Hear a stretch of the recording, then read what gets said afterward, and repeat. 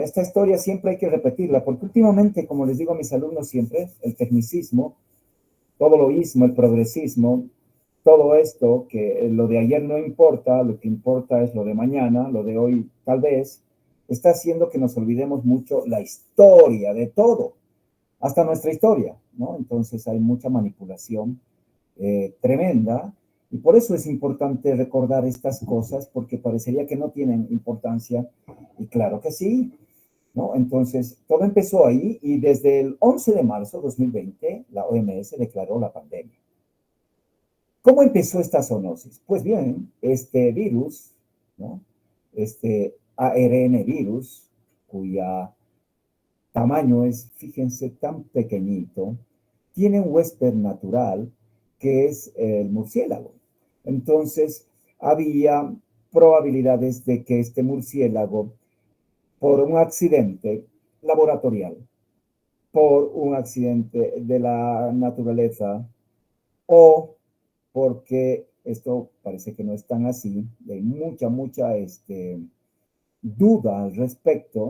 Podemos hablar después, hay una publicación a New England donde justamente se hizo una investigación tremenda del origen de este virus y que al final de cuentas todo era, entre comillas, relativo, ¿no? O sea, no se podía descartar, no se podía confirmar, pero se empezaron a pensar que había errores de replicación, ya sea accidental o ya sea manipulado, en este virus, ¿no? Donde hubo mayor adaptación a especies a través de un animal desconocido que se lo atribuyó a las civetas y empezó entonces a tener la adaptación interespecie hacia el humano. Y después, lo tremendo fue la transmisión humano-humano. Ese es el peligro ahora que tenemos con la gripe aviar, por ejemplo. Y este virus, beta coronavirus, de la familia Orthocoronaviridae, pues tiene cuatro, ¿no? Alfa, beta, gamma y delta. Y el que es patógeno para el hombre es el beta coronavirus, que ya había tenido antes y que no era nuevo porque había no el beta, sino el alfa y otros betas, que ahí lo tienen ustedes en esta denominación de 229E, etcétera, producen resfríos comunes y también algunas neumonías, como también lo hace el virus del resfriado común, producen neumonías atípicas leves, pero sí lo hace. Pero, caramba, no era tan nuevo esta situación. Lo que sí es que en este siglo apareció el síndrome agudo respiratorio y severo, que se llama SARS-CoV-2, CoV-beta 2 de coronavirus, el 2002, ¿no? Y después apareció el 2012-2013 el llamado coronavirus del Medio Oriente. Esta bacteria, o este virus, perdonen ustedes, tiene una parte central de ARN, que ya vamos a ver, es el ensamblaje, cómo empieza a tener como huésped a las células para poder justamente replicarse, pero tiene una parte externa que está llena, una envoltura de espigas o espinas, como quiera llamarse, que llaman spike, ¿ya?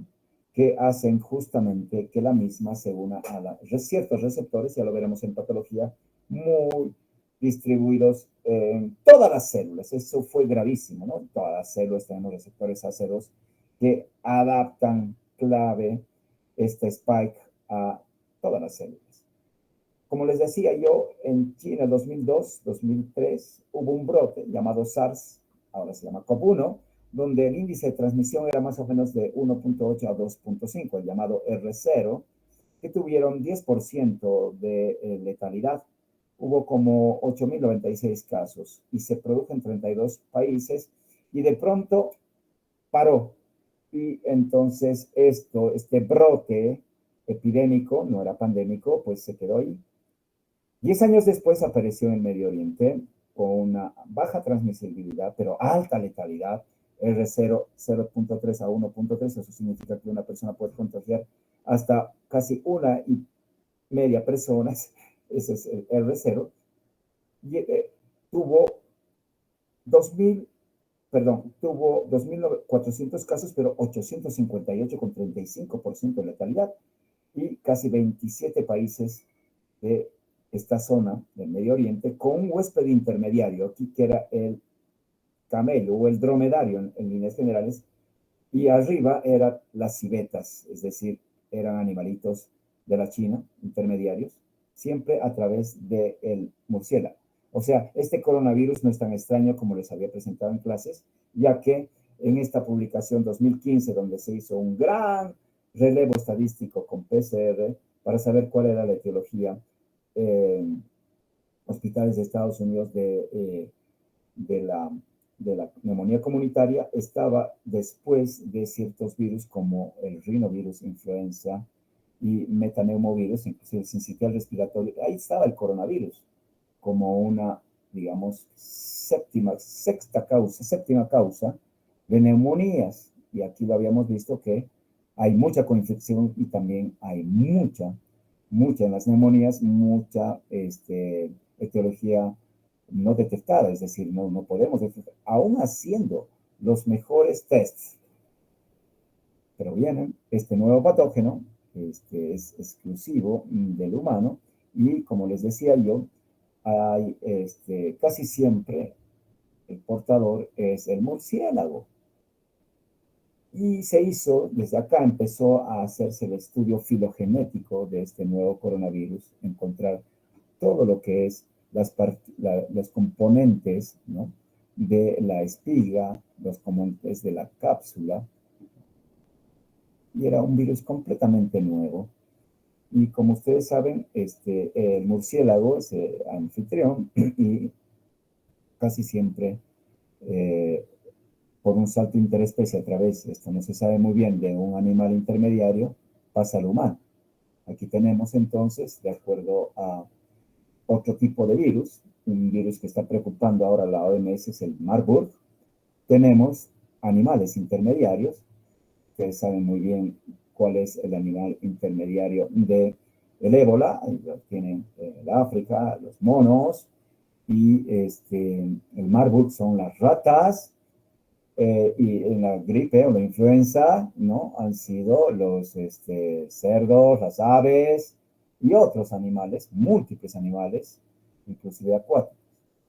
Pero bueno, en el SARS-CoV-2 teníamos los murciélagos y este salto interespecie hizo, ¿no?, que se presenten estos cambios grandes patógeno para el humano. Esta es la civeta que la ven acá al lado izquierdo hacia abajo, como una especie de, yo diría, bueno, este es como una especie de, no sé si es civeta esto. Esto es otro animalito, pero se parece a un armadillo, pero es oriundo de la China. Aquí tenemos entonces, este es el huésped intermediario, y todo lo que normalmente tienen este tipo de animales, cierto tipo de reservorios de los virus. Entonces, no pensemos de que los virus, el rinovirus, los reservorios lo tienen probablemente, los humanos tenemos como reservorios, y se activan en estas temporadas de frío. El de la influenza lo tienen otros animales y también los humanos, y la diferencial elevada, yo les he dicho, una diferencial de más de 10 grados en la mañana y en la tarde. En la mañana creo que hemos tenido hoy día 8 grados, ahora estamos con 14 grados y en la tarde llegamos a 25, 27. Hace calor, sacamos bueno, eso facilita la réplica viral en los huéspedes intermediarios. Pero en el coronavirus, esta envoltura, esta proteína llamada spike, esta ARN, genoma, metido ahí adentro, donde tenemos justamente, es una partícula prácticamente, se podría decir, inocente, pero que cuando se transmite llega al epitelio, en este caso como es un virus respiratorio de la vía aérea, a un principio era sobre todo de los bronquiolos y de los alvéolos, y en la patogenicidad también había en la vía respiratoria. Esto empieza a tener realmente una actividad importante. Tal es así que esta espiga, ¿no?, que es claramente estudiada, se une con un receptor especial, a estos receptores AC2, o sea, la partícula espiga, tiene de por sí una parte de esa espiga que hace que se una a este receptor AC2 y rápidamente, a través de mecanismos como son las furinas, se corta y facilita el ingreso del virus a través de endosomas dentro de la célula, mecanismos de traslación, mecanismos de transcripción, replicación, ensamblaje, ¿no? Hacen de que esta partícula que entró salga multiplicado por 200 veces más, digamos, la partícula ya nuevamente ensamblada en el aparato de Golgi de las células. Esto se produce en tiempo relativamente récord, ¿no? Y cómo es la patogenia, digamos, ¿no? Entramos con la partícula viral que hace que se una a los receptores AC2, ¿no? Junto con estos receptores de angiotensina 2, hace que ingrese la célula y hay un cambio, se podría decir, de una activación de la angiotensina 1 a la angiotensina 2. La angiotensina 2 definitivamente es una sustancia que va a producir daño tisular. ¿Por qué? Porque produce edema en los sitios donde ingresa y si nos hemos unido o el virus se ha unido hacia estos receptores a nivel de los alvéolos, pues va a haber edema pulmonar, aumentar la permeabilidad capilar y ese es el origen del distrés respiratorio, dentro de otras cosas que lo voy a mencionar ahora. El receptor AC2 y esta proteína transmembrana ¿no? Son expresados en células principalmente bronquiales, ¿no? Y en estas células llamadas secretoras bronquiales, donde están situadas más o menos entre las células ciliadas y las células que producen moco. Estas células bronquiales llamadas transitorias son las que incorporan el virus y empiezan a replicar rápidamente, conjuntamente, cierto tipo de receptores que se encuentran en los espacios alveolares. Y una vez que llega al espacio alveolar, este virus, como toda bacteria, como toda partícula, es detectada por los macrófagos alveolares que están en un 90% como células ahí de tipo protectoras en los espacios alveolares y intentan, obviamente, fagocitarla. Desafortunadamente, hay muchos mecanismos, y lo vamos a ver ahora, de que esta fagocitosis produce una alteración inmunológica no deseada, que va a depender mucho de la parte genética, aunque no lo crean, y va a tener que ver con las características de la carga viral, ¿ya? Y, ¿por qué digo genética? Porque esto hace de que en algunos sujetos se presente una activación macrofágica que va a producir mucho proceso inflamatorio perpetuante, donde mayormente va a haber linfopenia.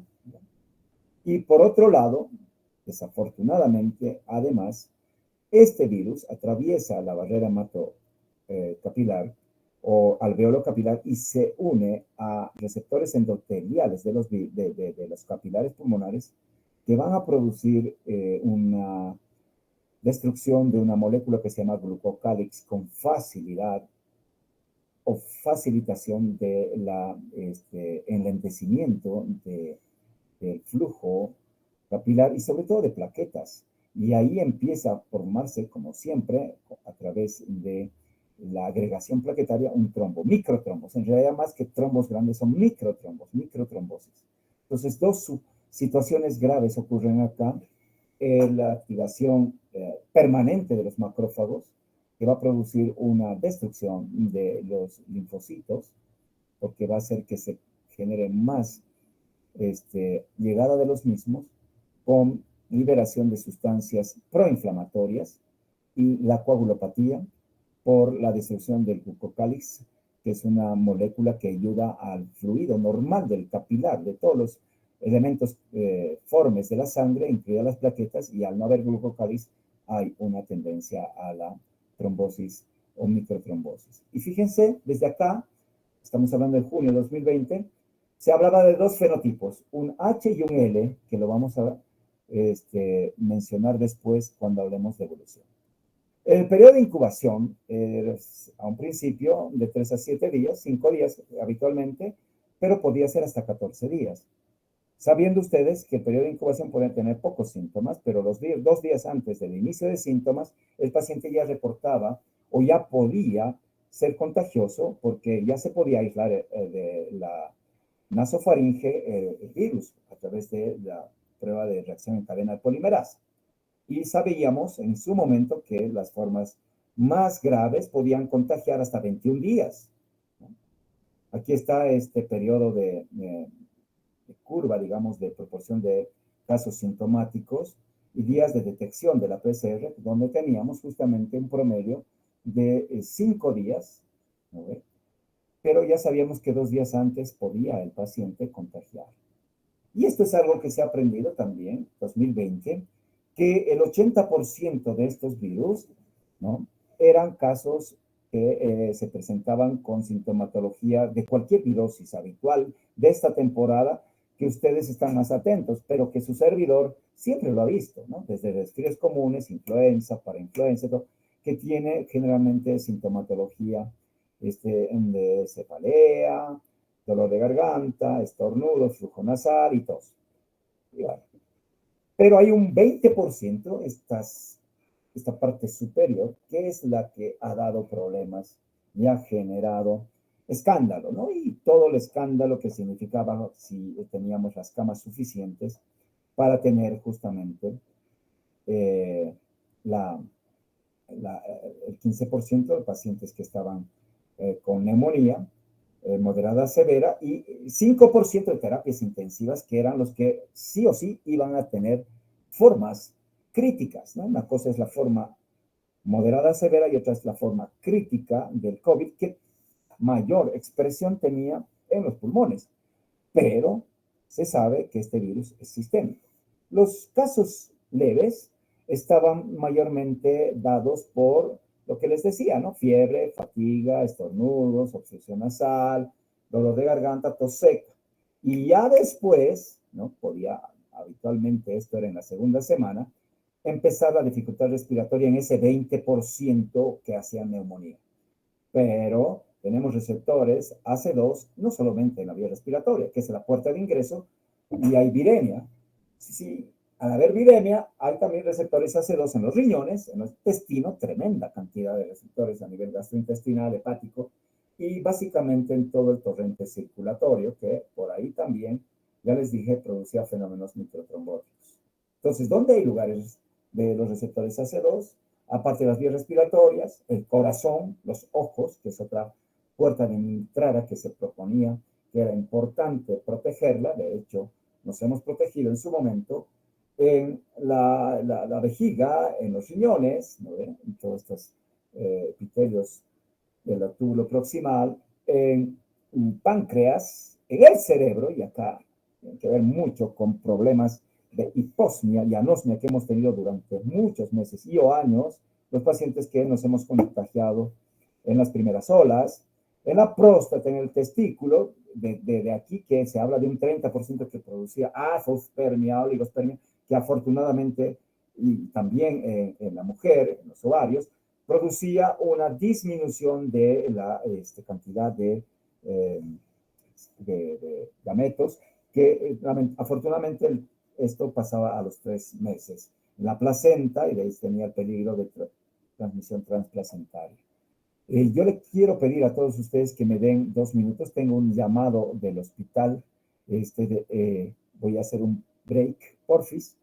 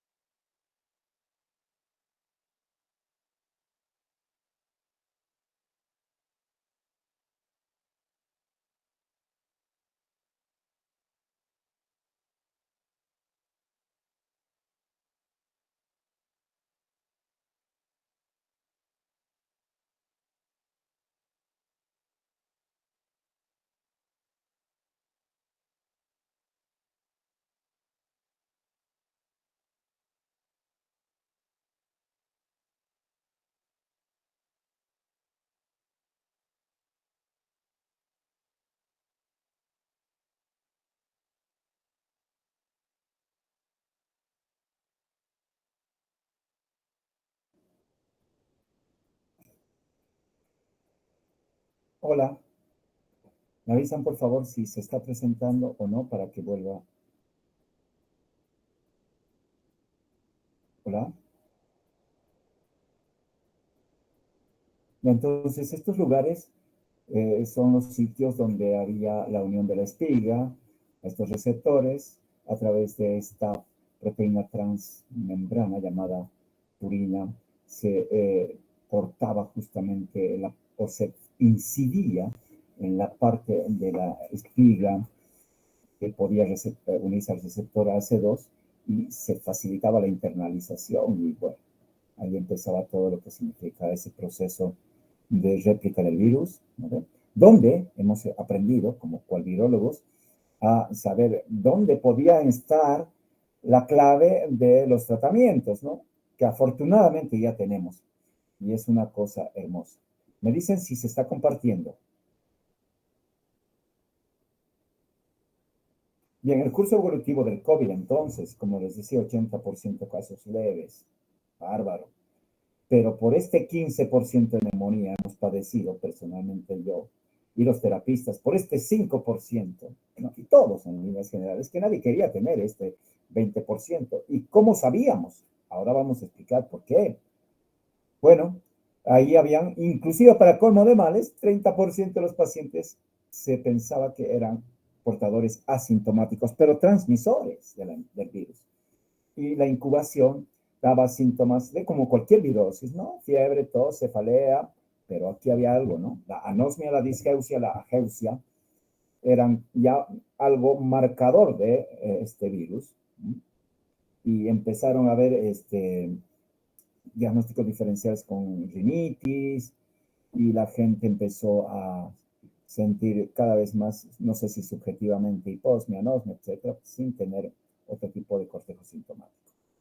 Muchos de estos pacientes se curaban con tratamiento sintomático o con nada, es decir, un antigripal común, ¿no?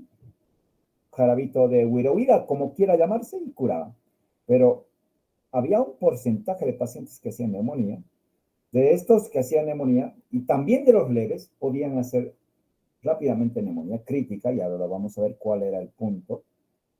Crítica significaba que estaban realmente con neumonía severa de la comunidad o con estado de choque, ¿no? ¿Qué significa? Distrés respiratorio, fallo respiratorio que obliga a intubación, ¿no? Y o inestabilidad hemodinámica con choque séptico, ¿no? Así que requiere inotrópicos y esos pacientes tenían que entrar a terapia intensiva. ¿Y cómo diagnosticamos? Diagnosticábamos, bueno, fue una locura. En algún momento estoy en ese proyecto, Dios lo permita, termina un libro que quiero hacer de mis experiencias, porque realmente no puedo dejar pasar si no escribiera todo esto que me ha pasado, ¿no? Y a un principio, pues, carecíamos de la PCR suficiente y era clave hacer la detección del ARN del virus, ¿no? Por la PCR, pero tardaba una semana o más, ¿no? Para poder, y además había colapso de los laboratorios, y grande fue nuestra alegría cuando las pruebas de antígenos se pusieron, entre comillas, a tener a disposición nuestra, y ahí ya podíamos detectar rápidamente con menor sensibilidad, ¿sí? Pero rápidamente en el hisopado nasofaringio. Cabe recalcar que el ARN también podíamos hacer desde el hisopado nasofaringio, orofaringio, de lavados bronquiales, ¿no es así? Y de esputo. Y en su momento solo teníamos los anticuerpos, ¿no? Los anticuerpos por esta prueba en la gotita de sangre, eh, muy inmunocromatografía, se llama el test, donde el problema estaba la detección rápida, ¿no? ¿Por qué? Porque en la primera semana no había detección de los anticuerpos IgM, generalmente empieza esto a la primera semana, y en el primer momento donde la persona contagia, en la primera semana no podíamos detectarlo con la IgM.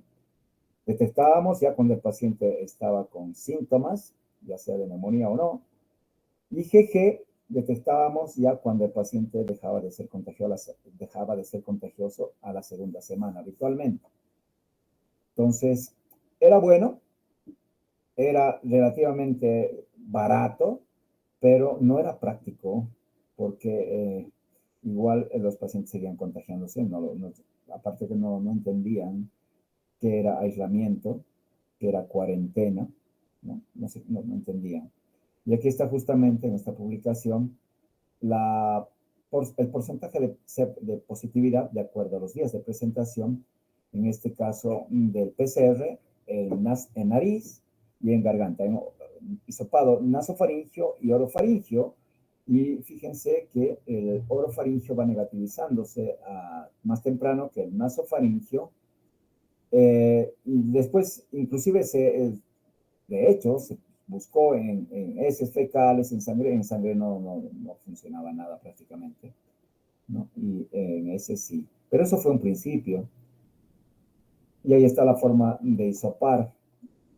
¿Por qué no se quería hisopar la gente? Porque se hisopaba mal, es decir, en vez de hacer una línea perpendicular a la base de la nariz, de la nasofaringe, con esta posición o el posicionamiento del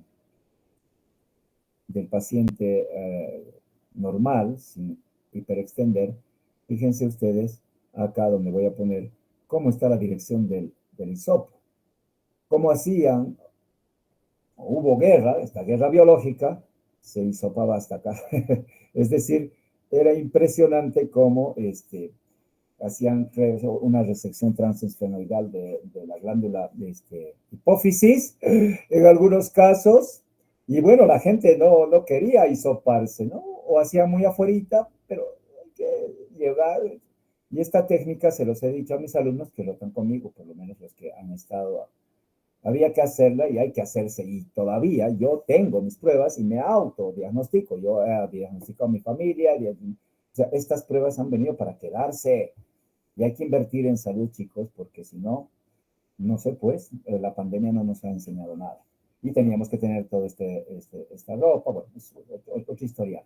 Y aquí están las pruebas de anticuerpos, donde sabemos que recién IgM empezaba a ser positiva a los 5 a 7 días, ¿no? Donde ya había contagiado a otras personas. El IgA también, no hemos utilizado mucho inmunoglobulina A, pero la inmunoglobulina G recién a los 14 días se positivizaba y esto nos daba la certeza de que ya no contagiaba al paciente. Y aquí hay una correlación dinámica de los test. Bueno, con respecto a la evolución clínica, esto también es importante, ¿no? ¿Por qué? Porque arriba tenemos los pacientes asintomáticos, transmisores, evidentemente, contagiosos. Riesgo de muerte, no, pero de contagio sí. Los síntomas leves a moderados, ¿no ven? Que era gran parte de esto, sumados eran el 80%, pocos síntomas, casi muy pocos, como un resfrío común, rinitis. Probabilidad de muerte no había.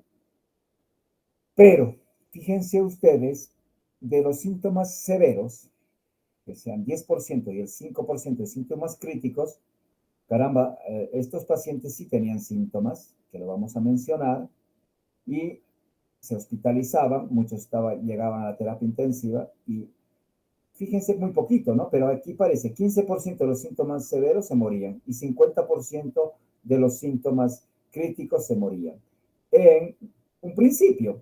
Y en ciertos lugares como Wuhan, China, en líneas generales, y en otras partes de Europa, menos en España y menos en Italia, donde empezó a darse esta mortalidad, y en nuestro medio peor todavía, el 80%, en nuestro medio creo que fue el 90% de los que sean intubados fallecían lamentablemente por sobreinfecciones, sepsis bacterianas y por el llamado BILI, que es la injuria pulmonar por ventilación mecánica.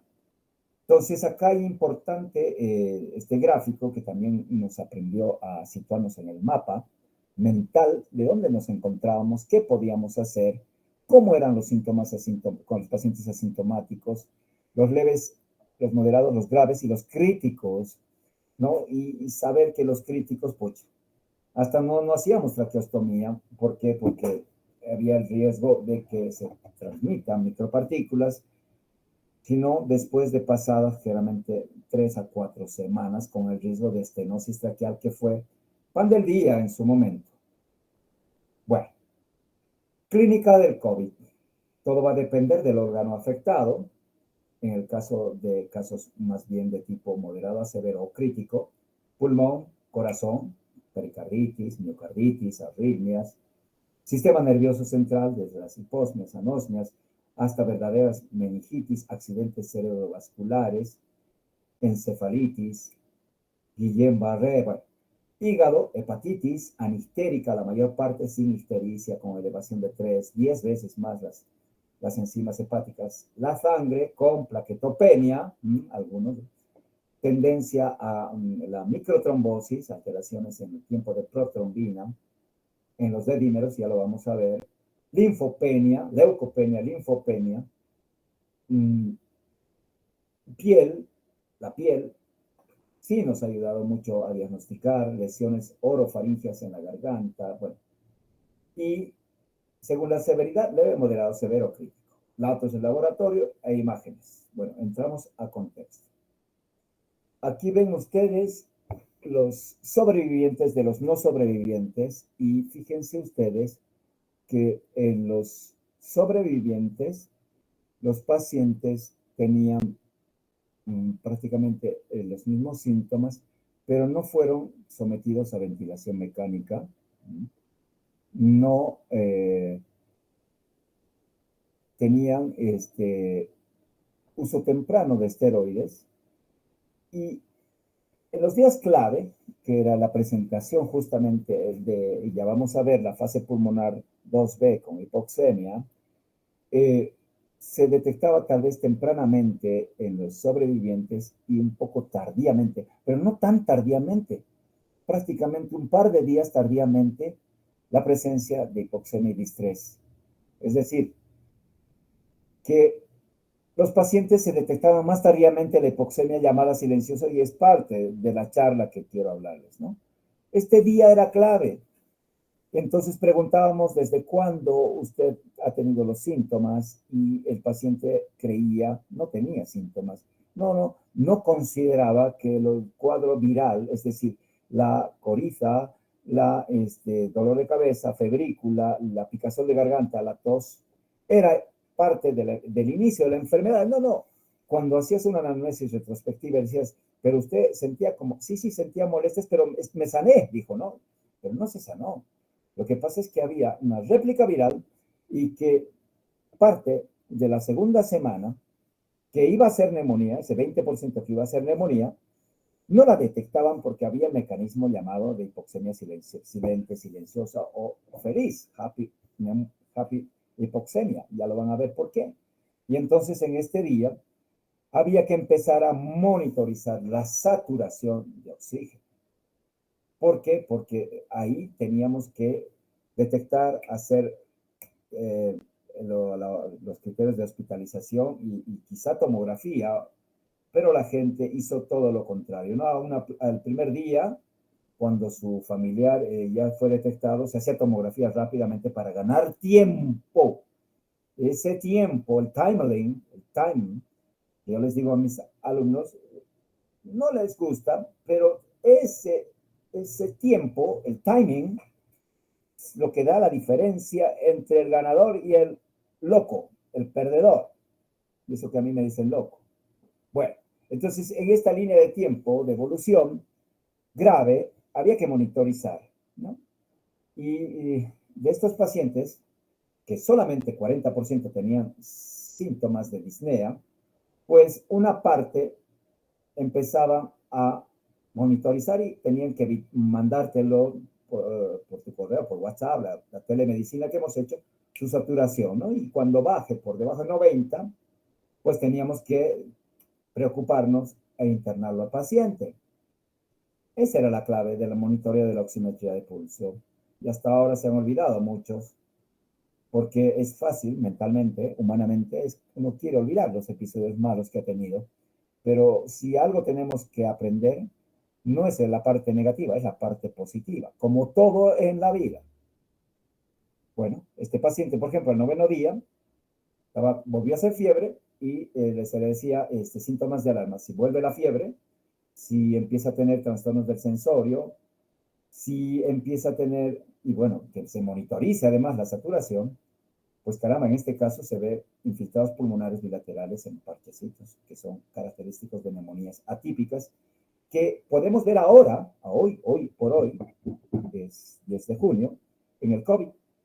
Podemos ver en la influenza A, B, o podemos ver en el sincitial respiratorio o en atípicos. O sea, estamos ahora con un virus que se ha incorporado como parte de los gérmenes habituales de la comunidad. ¿Y por qué se presentaban los casos graves? Bien, todo dependía de la carga viral, pero también de una respuesta inflamatoria llamada innata o adaptativa, dependiendo, y esto nos los publicaron muy bien los españoles, donde empezamos a ver, gracias a este doctor Soriano, Mense, Castro, que en las formas moderadas, pues teníamos una leve intensidad, moderada intensidad, proporcionalmente a la carga viral, que iba bajando y la respuesta inflamatoria que iba bajando. Los casos severos teníamos la probabilidad de una respuesta inflamatoria bastante elevada, sobre todo en laboratorio, y persistencia de la misma. Y en los casos severos empezamos a ver que había la famosa liberación de citoquinas, el síndrome de liberación de citoquinas, de tormenta de citoquinas o síndrome hiperinflamatorio, que era despuesito de la réplica viral y que se mantenía en el tiempo, y además había insuficiencia respiratoria grave.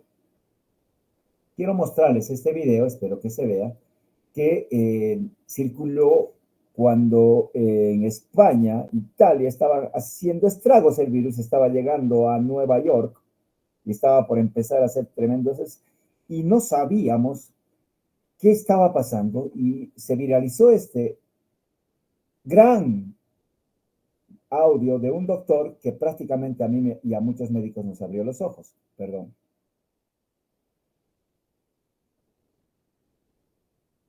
Voy a pasarlo porque es así. Si no se escucha, me dicen ya.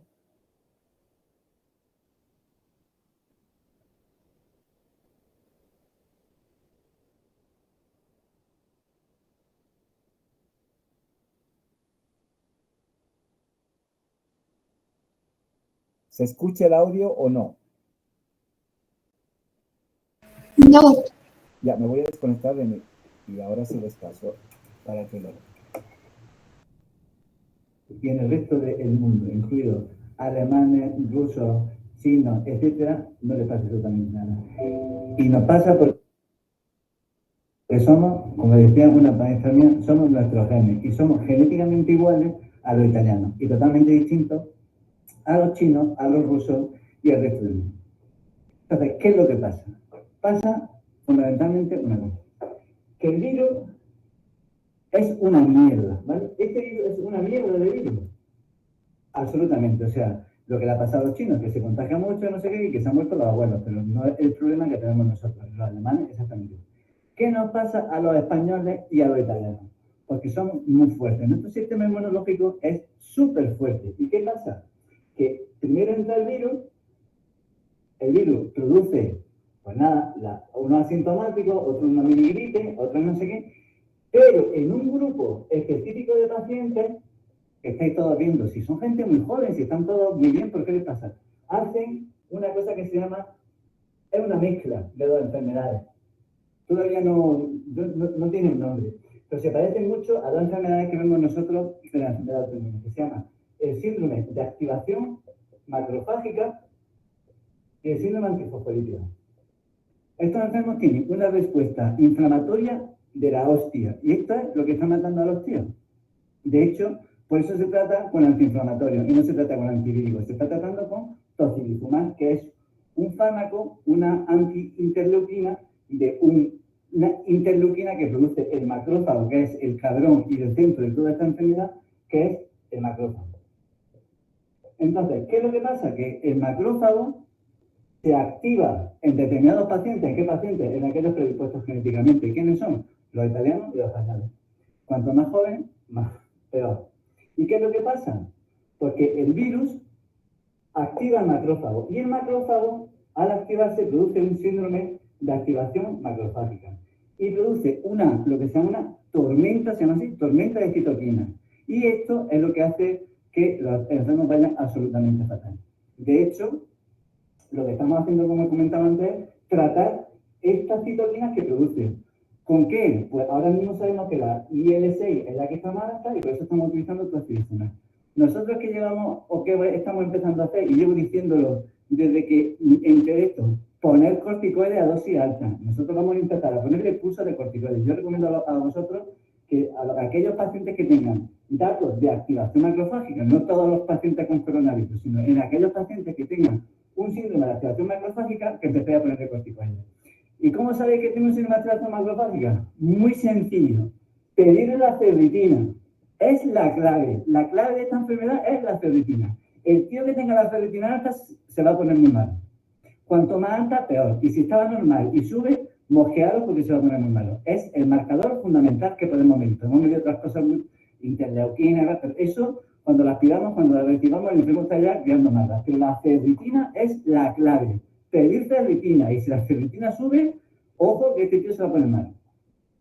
Y la otra cosa que me parece muy importante, que es la que comentaba, que se parece a un paciente, se parece al síndrome antifosfolípido. Estos pacientes tienen dímeros D altos, tienen plaquetas bajas y están haciendo trombos, microtrombos. Esto es exactamente igual que un síndrome antifosfolípido. Esta parte, ¿cómo la podemos controlar? Si yo me tuviese esto, ya lo dije hace 15 días, que me pusieran pulsos de corticoides, y ahora ya lo estamos poniendo. Estos enfermos que tienen dímeros D muy altos y plaquetas bajas, plantear utilizar heparina de bajo peso molecular a dosis anticoagulantes. Esto, bajo mi punto de vista, es clave. Nosotros vamos a tratar de poner pulsos de corticoides, vamos a seleccionar qué paciente le ponemos antiinterleuquina 1 y vamos a ver qué paciente le ponemos heparina de bajo peso molecular. Pero la clave, el cabrón, es el macrófago y es el que hay que cargarse. Espero que haya servido esta mini lección en la pizarra. Os quiero.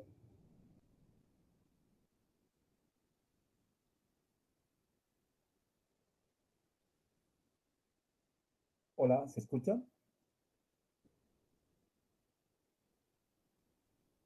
Sí, doctor. ¿Se pudo ver a este doctor? Sí, doctor. Bueno, se parece un poco en lo mal hablado al doctor López, pero es lo mínimo que uno podía hablar y realmente su testimonio hizo de que nosotros empezamos a ver desde otra perspectiva este virus, ya de tipo criterios de severidad. Y empezaron a aparecer publicaciones. Y esta es una publicación de Wuhan, justamente, donde se empezó a ver los parámetros de laboratorio y sobre todo los casos graves y no graves. ¿Y cuáles eran los casos más frecuentes y cuáles eran los casos graves? Los más frecuentes eran la linfopenia, ¿no?, y la hipoalbuminemia. Y habían algunos marcadores tempranos que eran de mayor severidad, como por ejemplo la deshidrogenasa láctica, que es inespecífica, la proteína C reactiva, y lo que dijo el doctor, la ferritina, que nos hablaba de un síndrome de activación macrofágica, los dedímeros, que siempre se presenta en un proceso inflamatorio, pero un salto brutal de por 5, por 10 veces, estabas con 500 de dímeros, estabas con 700 y de pronto se elevan a 2000, a 5000. Ese paciente había hecho microtrombosis diseminada tremenda y tenías que anticoagular. Y las citoquinas que en principio nosotros no medíamos, como las interleuquinas, y que ahora la única que podemos medir es la interleuquina 6. Un poco tarde llegó al país y solo a mi hospital, pero bueno, siempre tenemos que tener en cuenta esto porque hay un síndrome hiperinflamatorio, ya lo veremos en el tiempo, que se presenta en la tercera semana. Y bueno, la procalcitonina, que nos ayuda siempre a poder, sobre todo en el tiempo, discriminar si suspendes el antibiótico que inicialmente les dábamos a los pacientes de rutina, como una neumonía comunitaria severa, pero luego se pudo ver que la coinfección bacteriana no superaba ni el 10%, era 6%, y que monitorizando procalcitonina, viendo criterios clínicos, aparte de leucocitosis, fiebre, puto purulento, etcétera, y contexto del paciente, manteníamos o la mayor parte, como yo lo hacía, lo suspendía, pero la mayor parte, nada, empezaba a darle más antibiótico de amplio espectro porque hay un paradigma que hay que romper. Infiltrados pulmonares no es sinónimo de bacterias necesariamente. Bien, entonces acá hay biomarcadores para el COVID, donde empezaron a estudiarse tremendamente, ¿no? Interleuquinas, ferritinas, lactoferrinas y otros transmisores, y se empezó a ver realmente cuáles eran los que, y todos estos, casi siempre, sobre todo los en color rojo, eran los que tenían una validación de tipo clínica para severidad. Entramos a una cosa que me encanta, que es la radiografía, y ustedes saben que la placa de tórax es poco sensible, porque un poquito más del 50% tienen, o casi el 60% tienen opacidades pulmonares, sobre todo difusas, en vidrios de expulido, o en parches bilaterales, o intersticio tomado. Pero hay un 40% que teniendo inclusive neumonía no se veía los infiltrados. Es mucho más sensible la tomografía, se puso de moda la tomografía, aunque nosotros ya lo usábamos en su momento, hasta 86% de anormalidades, ¿no? ¿Cuáles? La ground glass opacity, la GGO, que se llama opacidades en vidrio despulido, parches, infiltrados bilaterales. Y la clave, ¿no? Acá podemos ver un paciente con neumonía, también es de la serie de Wuhan, donde aparece un edema pulmonar, infiltrados. ¿Qué te parece? Me dicen a veces. No lo sé, le digo yo, porque aquí parece cardiogénico o parece pulmonar. Pero el paciente que se ponía crítico era el que se distresaba, y aquí ya ven en terapia intensiva. Y había un score radiográfico, sobre todo de extensión, ¿no? Donde se puntuaba de acuerdo a esta segmentación de arriba, ¿no? De la parte superior, de la parte media, en 2 pases, y la parte basal, y se ponían justamente los scores si estaban, digamos, qué porcentaje de pulmón estaba tomado, a ver, 25%, etcétera. Más o menos era un score que habían 2 tipos de score, la escala de Raleigh adaptada y este score de COVID inicial, bueno, pero era un poco difícil de poder decirlo. La placa de tórax, entonces, hasta 40-50%, sobre todo en fases iniciales, es normal. Ya les he mencionado que son parches bilaterales, en la mayor parte, en el 75%, en vidrio despulido, pero la tomografía, mucho más sensible, hasta 86%, y en la primera semana, lamentablemente, se ha abusado en nuestro medio de tomografías, pues era casi normal. Había que hacerla en la segunda a tercera semana para ver los infiltrados pulmonares, subpleurales, patrón mixto, y es evolutivo, lo van a ir viendo, reticulonodulillares, alveolares y consolidaciones verdaderas con broncograma aéreo sin ser bacteriano. O sea, el hecho de que haya condensación, en este caso de los virus, no aplicaba que le des antibióticos. ¿Qué hacen nuestros colegas? De entrada, hasta por una tos ponen antibióticos. En realidad, si me han invitado acá, es para hablar lo que siempre repito como loro, ¿no? Empezar con antibióticos, antibióticos, antibióticos, quemar nuestros macrólidos, acitromicina, etc. Entonces, vayan viendo ustedes, serie de China, cómo este paciente a los 56 años tenía a un principio 3 días de evolución de síntomas, este parchecito en vidrio despulido. Este parchecito seguramente no producía caída de la saturación, ni disnea, ni nada. El paciente estaba con síntomas y ya empezaban a tratarle con antibióticos. Cuando hay un porcentaje de esto que está dentro del 80% de casos leves, que se llaman neumonías que caminan, neumonías ambulatorias, neumonías tomográficas pero sin síntomas, que había que monitorizar, sí, pero que generaba un alboroto, una ansiedad, bueno, era el colmo. En este contexto, podemos ver acá cómo otro paciente ya a los 10 días presentaba parches bilaterales. Eso no significaba de que había que anticiparse, ¿no? El miedo y la falta de contexto ha hecho estragos en la población, en los médicos, y honestamente yo no quiero ver ya a gente ansiosa, como conocen todos muy bien mis alumnos, ¿no? Los apuraditos yo prácticamente los amonesto y les saco tarjeta roja al llegado el momento. Entonces, tenemos acá parches en vidrio despulido bilaterales, pero que esto había que monitorizarlo, pero no podías anticipar quién iba a evolucionar de esta forma. Este es otro paciente de 61 años con ya 20 días de evolución de un cuadro que estaba cediendo y que se ve parches que parecen con broncograma aéreo, inclusive con quistes, se llaman neumatoceles. Y otro paciente de 63 años, 17 días también con parches vivasales con neumonía en resolución. Lo que no se veía era derrames pleurales. Lo que también podíamos ver era neumomediastino. A veces hemos visto neumotórax, imágenes quísticas o neumatoceles, pero derrame pleural realmente muy poco. O sea que la presencia de derrame pleural era casi siempre por una se añadía una sobrecarga de volumen por fluidos o por insuficiencia cardíaca. Y ahí empezó la clasificación CORRATS, ¿no? Donde ustedes saben muy bien que a partir del CORRATS 4 habían estos tipos de anormalidades que en pandemia tenían un valor predictivo positivo de casi el 100%. O sea, aunque el paciente estaba en segunda semana de evolución de síntomas, el PCR no llegó, no había test de antígeno y le hacías tomografía con síntomas, hipoxemia, y tenía parches en vidrio despulido, y le decías, tiene una alto valor predictivo positivo para COVID, la gente en su momento no creía porque quería verlo al virus y nos ha condicionado porque realmente la gente nos ha manipulado, ¿no?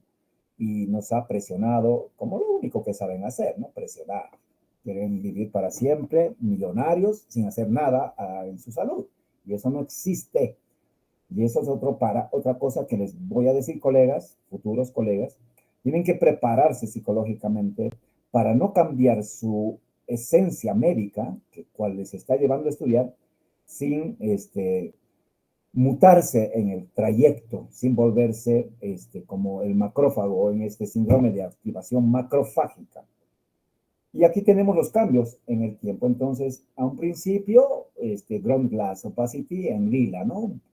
Importante. A la primera semana, empezaba a ver ya menos ground opacity y empezaba a ver un poco más de retículo.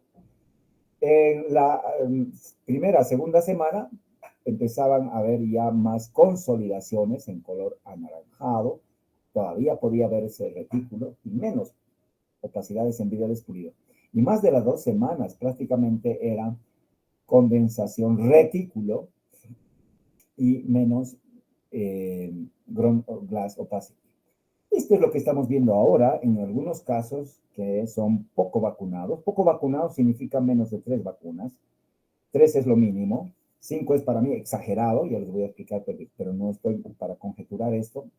Pero estos parchecitos que ustedes lo ven en A, B, C, son pequeños parches que a veces aparecen en las variantes Omicron desde el 2021 hasta la fecha, fines de 2021, donde son pequeños focos de neumonía cada vez menos graves como se veían antes. La inteligencia artificial ha hecho de tal forma que tomografías con tanta cantidad de pacientes, teniendo sensibilidades, especificidades para 3 cosas que se ha detectado, ¿no? La localización, el tipo de infiltrados y sobre todo la temporalidad, pueda distinguirse con alta sensibilidad y especificidad, como se ve en A, B y C, diagnóstico de neumonía por COVID versus bacteriana versus no neumonía, es decir, digamos, intersticiopatía asociada a conectivopatías, fibrosis o insuficiencia cardíaca. Es decir, no puede, a través de la inteligencia artificial, de hecho, es una belleza esto, aumentar la sensibilidad y especificidad sin tener la interpretación o el sesgo de variabilidad interobservador. La ecografía pulmonar es algo muy útil, nos ha servido muchísimo. Con mi imagenólogo hemos hecho maravillas con la ecografía pulmonar, ya que te podías, con cortes longitudinales, pero intercostales, ver la areación correcta, el compromiso intersticial o la consolidación, ¿no? Y además la localización y ver signos iniciales como las líneas B, que eran el compromiso intersticial, ¿no ve? Si era 3 o eran más de 3 o eran realmente coalescentes o se unían, y si había además la probabilidad de hepatización, condensación, y esto lo podías hacer en pacientes ventilados con respuesta a la ventilación con el PIP o a posibilidades de sobreinfecciones bacterianas. Y hay una correlación importante en la tomografía y la ecografía, es decir, la pleura está muy bien claramente, el vidrio despulido se asociaba a líneas B multifocales, las líneas B confluentes eran como sombras pulmonares infiltrados ya más confluentes. La condensación o consolidación se puede correlacionar estrechamente entre ambas sin movilizar al paciente, que era lo mejor, porque cosas tremendas se dan cuando uno moviliza al paciente a la sala de tomografía, aparte de todo lo que significa la logística, significa posibilidades de que se desprenda un catéter, se extube un paciente, etc. Y aquí tenemos y se sabe que hay un puntaje para el compromiso del SARS, ¿no? De 0 cuando es normal, de puntaje 1 cuando son líneas B escasas, 3, por ejemplo, estas 3 líneas blanquitas que ven acá, y estas 3, y ya más de 3 confluentes cuando ya estamos hablando de patrones prácticamente extensos, coalescentes, y la última cuando son verdaderas consolidaciones grandes o pequeñas, que ya es score 3. Y aquí podemos ver lo mismo y además podemos verificar la presencia, en este caso aquí abajo, de derrame pleural. ¿Y cómo hacíamos? Entonces, el paciente que tenía síntomas venía y te decías placa de tórax normal. ¿Saturaba bien? Nada, no pasaba nada, manejo ambulatorio. Tenía infiltrados, los tenías que definir mejor con un ataque simple de tórax. Y también si era dudosa, ¿no? Y ahí veíamos si era compatible o no compatible. Y si era compatible, ahí moría. Pero si no podías hacer esto, esto empezó a tener gran relevancia y no sé por qué, como todo es novismo, ha perdido relevancia la ecografía pulmonar en caso de duda o cuando no podías transportar al paciente, podía ir el ecografista al domicilio, a una clínica donde no podía trasladarse al paciente y ver las líneas B localizadas difusas o los patrones de consolidación. Y aquí vemos justamente parches de vidrio despulido que se correlacionan con líneas B, ¿no ven? Y con condensaciones hacia abajo. Esto es una verdadera consolidación, que es prácticamente parte de la evolución de una neumonía viral. Entonces, teníamos esto. Imágenes, fundamental, pero en el contexto. ¿Qué significa el contexto? Paciente que tenga un hemograma, clínica, con linfopenia o sin linfopenia. Y además, los criterios que ya les hablé en algún momento del CUP 65. Si eran menos de 1, a la casa. Si eran más de 1, al hospital. Si eran más de 3, a terapia. Y ver la linfopenia, que era fundamental a un principio. ¿Y qué era en los pacientes ambulatorios? Monitorizar la saturación. ¿Por qué? Porque había esto que se llamaba zona subclínica y zona de detección de la hipoxia silenciosa. Es decir, aquí podemos ver un oxímetro de pulso que hemos tratado de empoderar al paciente para que se monitorice en el caso de no tener oxígeno suplementario o en el caso de requerir oxígeno, ver si está progresando esto o no, ya que de la zona sobre todo pulmonar, en ese 20%, rápidamente ponía a una zona peligrosísima, que ustedes han visto que eran los pacientes críticos, que se detectaba tardíamente y que pues abarrotaban las terapias intensivas, cuando podía monitorizarse esto y ya tomarse la decisión de suministrar oxígeno en la fase pulmonar 2B. Y esta fase 3 fue de alta mortalidad. Entonces, ahí empezamos a pedirle que se monitoricen la oximetría de pulso, justamente para ver la saturación, donde 90% era la clave en nuestro medio. Una vez más, le voy a pedir un minuto, porque estoy con pacientito que tengo que transmitir. Hola, ¿estamos?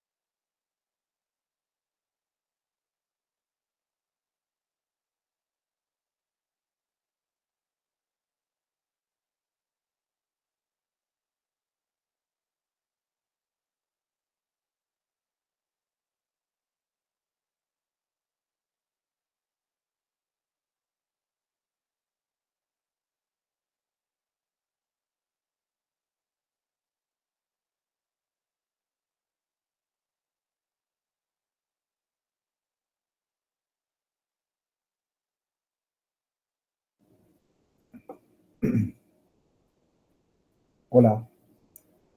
Perdón, entonces voy a continuar.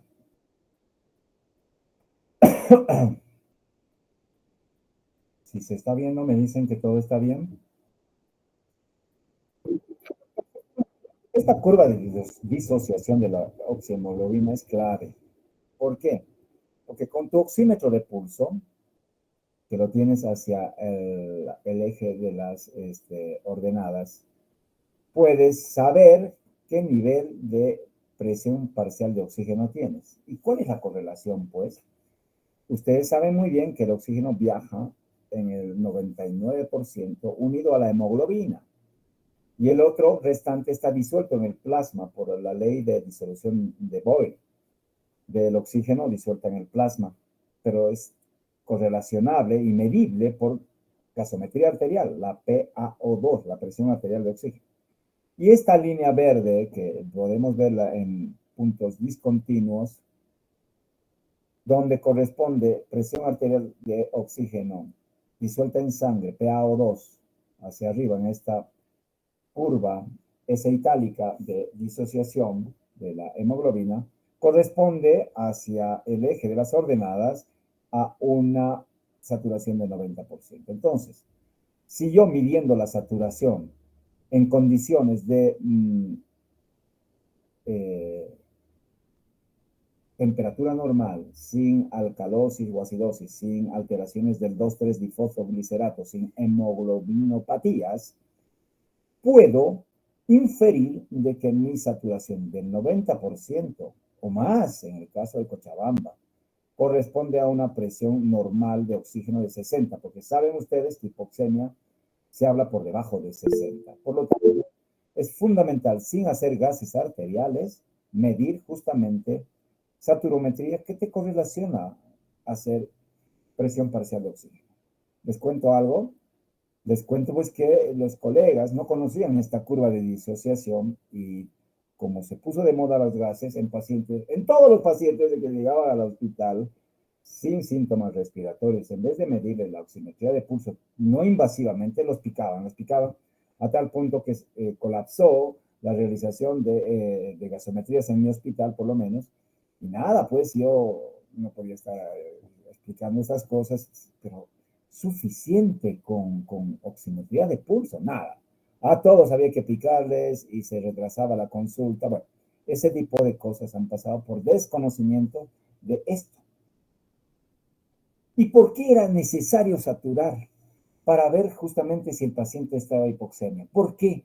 Porque hay una potenciación recíproca, ¿ya? ¿Entre qué? Entre esto que ya habíamos hablado de la angiotensina 2, ¿ya? Y la inflamación, que les he hablado, produce edema pulmonar y proceso inflamatorio, más la hipoxemia. Es un círculo, un vórtex que va hacia abajo, donde a mayor hipoxemia, mayor activación de la angiotensina 2, mayor inflamación, mayor hipoxemia. Es decir, que tú tenías dar oxígeno y disminuías este círculo vicioso. Y aquí había un importante factor que se llama el KB. Este factor NF-KB es uno de los importantes reguladores de la expresión genética proinflamatoria que se activaba por la hipoxemia. Entonces, dando oxígeno tempranamente a nuestros pacientes, podíamos ayudar a evitar la tormenta inflamatoria, el síndrome de citoquina. La patofisiología de la hipoxemia, silenciosa o feliz, pues se ha estudiado bastante, pero hay hipótesis y no hay nada confirmado. En esta publicación de la American Journal of Respiratory Disease, se ve que la vasoplegia, la alteración de la vasoconstricción hipóxica pulmonar, era una de las cosas que, a diferencia del distrés no COVID, estaba, digamos, como estudio o como una hipótesis para ser confirmada, pero los datos fueron muy limitados, pese a que sí se encontró esta posibilidad. La alteración de la compliance, es decir, pulmones relativamente más complacientes, ¿no? Que eran el fenotipo L, que se llamaba del doctor Gattinoni, hacía de que podía ser también una de las posibilidades de no sentir la disnea y ser feliz, pese a estar hipoxémico, comparado con los pacientes con distrés que no eran por COVID.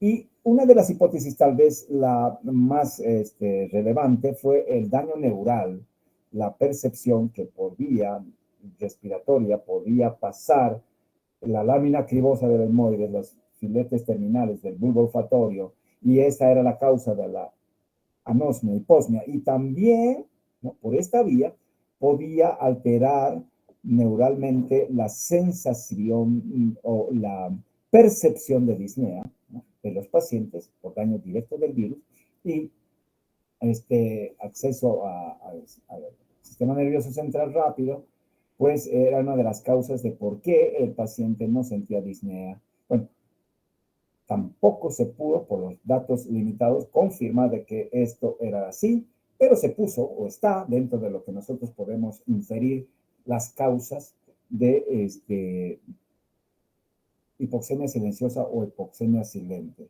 La afectación justamente de los quimiorreceptores periféricos y centrales, mecanorreceptores dentro de la parte central, y también la vasoplegia de la afección de las terminaciones nerviosas capilares, pulmonares y también del pulmón, como parte de esta génesis de la hipoxemia feliz. Acá podemos ver, por ejemplo, qué es lo que pasa en lóbulos superiores, medios, inferiores, cuando hay lo que llamamos normal, es decir, una zona que no está bien ventilada, y inmediatamente hay una vasoconstricción y desvío de la sangre hacia otras zonas que hacen que se presente esta, digamos, sensación de dificultad respiratoria, pero en el virus se pensaba que había en todas las zonas una tendencia, sobre todo en las zonas medias y basales, vasoplegia, que era la que no representaba, digamos, desvío a otras zonas, y el paciente seguía haciendo una ventilación de espacio muerto, prácticamente estaba con una alteración BQ importante, shunt, sin percibir la disnea. Y esta curva era importante en estos pacientes en la segunda semana, insisto, ahora voy a entrar a esto, donde se podía ver shunt intrapulmonar, tamaño, cantidad de edema pulmonar, tamaña cantidad de alvéolos tomados con edema, inflamación, hemorragia, atelectasias, microtrombos, que hacían que haya una alteración en la regulación de perfusión pulmonar, pérdida la regulación de perfusión pulmonar, hablo de la vasoplegia, reducción de la compliance, alteración neurológica, y esto se iba presentando en forma lenta y progresiva, y ya cuando el paciente sentía disnea era el que estaba distresado, el paciente llegaba ya con una afección extensa pulmonar. De ahí la clave del monitoreo de la oximetría de pulso. Y el drive aumentado, que es el drive, el centro respiratorio, estimulado, hiperestimulado por la hipoxemia, que hacía que el paciente respire rápido y superficial, que esté sumamente taquidisneico, que el edema pulmonar y el neurotropismo del virus hacía de que este drive respiratorio esté sumamente incrementado. Y fue fatal esto, después lo conocimos como les voy a mostrar. El drive respiratorio entonces está normalmente condicionado por los niveles de PaO2 y por los niveles de presión arterial de CO2, que son los que en una especie de biofeedback regulan al centro respiratorio para devolver una ventilación adecuada. Si nosotros tenemos alteración justamente de la presión parcial de oxígeno y hacemos de que no haya mayor o menor hipocapnia o hipercapnia y una devolución del estímulo respiratorio proporcional a esos quimiorreceptores que suelen estar alterados en el COVID, pues el paciente empezó a alargarse rápidamente una ventilación voluntaria elevadísima. Y justamente, como dice acá, la pronación y la cánula nasal de alto flujo nos ha ayudado a evitar que el paciente se muera, llegue a intubarse. Hay fenotipos en casos de neumonía, donde habían pacientes muy inflamados, medianamente inflamados y poco inflamados, o con una evolución bifásica. Inflamados por esto del síndrome de activación macrofágica con ferritinas altas, con placas no muy comprometidas o extensamente comprometidas, con ferritinas medianas, con hipoxemias, en algún caso variables, ¿no? O sea, realmente se empezó a ver que la cantidad de linfocitos, la cantidad de estos biomarcadores importantes de severidad de dímeros, ferritina y la hipoxemia, había no mucha correlación con la tomografía, con la extensión. Si ustedes recuerdan, la gente y los doctores hablaban más que de estos fenotipos, hablaba de extensión. 90% de mis pulmones están tomados y salían los pacientes, pero tan solo estaban 30% de mis pulmones tomados y llegaban a intubarse. No sé si recuerdan ustedes, les pregunto un poco para parar esto. ¿Recuerdan? Todo se hablaba de extensión y nunca se hablaba de compromiso, no se hablaba de trabajo respiratorio, se hablaba de saturación, pero no de frecuencia respiratoria. Se hablaba de compromiso en extensión, pero no se hablaba de impacto inflamatorio, ¿me entienden? Y todo eso, pues por desconocimiento de actualización en esta situación. Chicos, yo soy católico, voy a misa, tengo que ir a misa de 12. Les pido mil disculpas y les voy a volver a pedir, si entramos a las 5, yo les voy a mandar mi dirección de Zoom, ¿ya? 5 menos cuarto para que nos veamos a las 5 para terminar esta.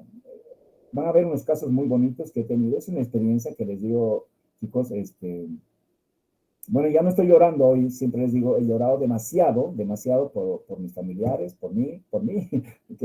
Pensé que me iba a morir.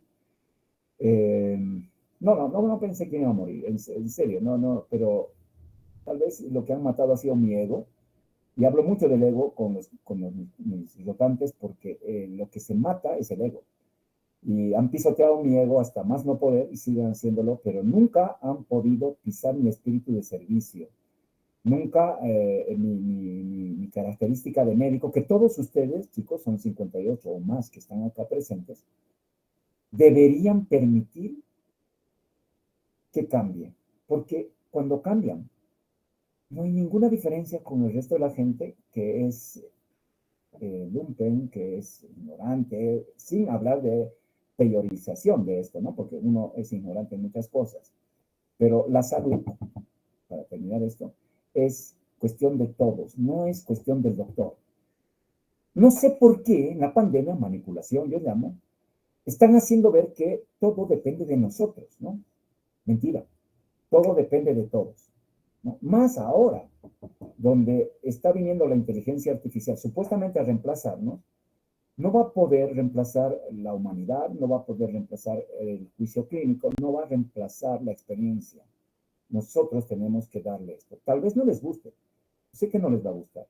¿Por qué? Porque esto cambia sus perspectivas de objetivos de por cuál están siendo profesionales. Mejor para mí, porque así yo hago mis fenotipos. Los que son médicos de verdad versus los médicos comerciales que ahora pululan y que hacen tanto daño a nuestra profesión sagrada.